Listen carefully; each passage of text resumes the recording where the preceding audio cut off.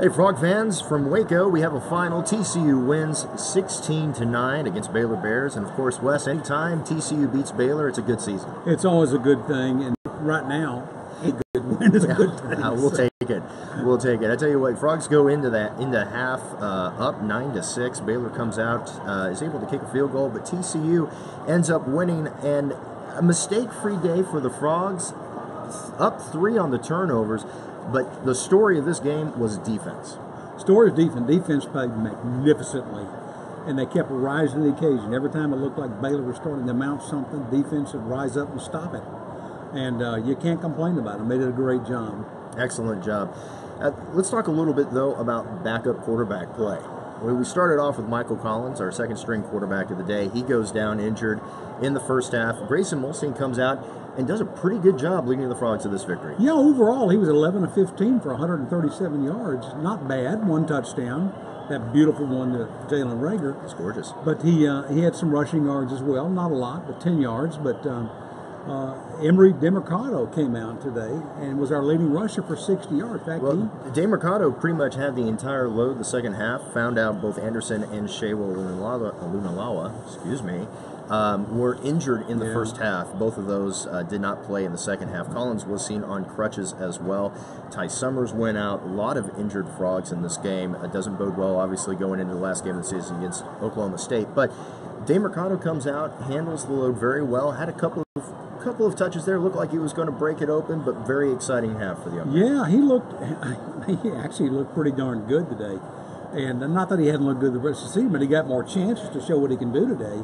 And he made the best of it. He came out with some, like I said, 60 yards, leading rusher of the game, and averaged 4 yards per carry for 15 yards. Yeah, excellent. Not bad. Excellent stats in the second half. And again, TCU, very balanced attack, had about 151 yards on the ground, 160 through the air.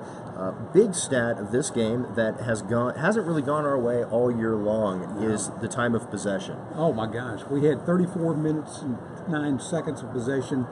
They had 25 minutes and 51 seconds possession. We haven't done that all season long. No, not at all. Yeah, usually the offense is on the field and immediately right off the field.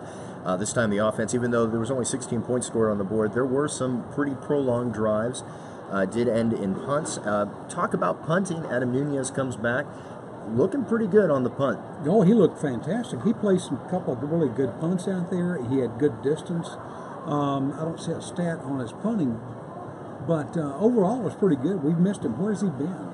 Yeah, well, he got hurt early on. I think we had David was punting for most of the season. Yeah, Andrew David, right. But, yeah, it was good to see Nunez back.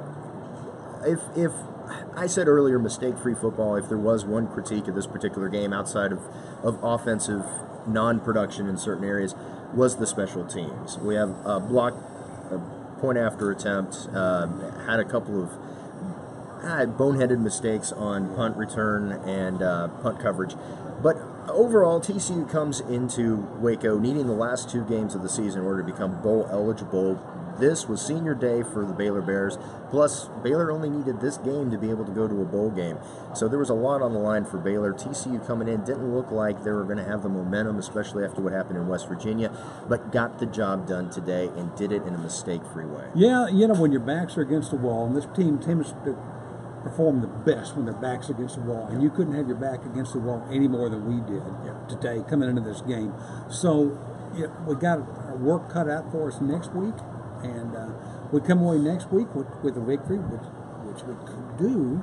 It's going to take a lot of effort, but yeah, that puts bowl eligible, and that'd be a good thing. Absolutely. Well, first box. We're ready for next week against Oklahoma State back in Fort Worth. Wes and I are going to go and run real quick to catch the bus back to the fort. Until then, we'll see you guys next week. Go Frogs. Celebrate, Frogs. We won one. Amen.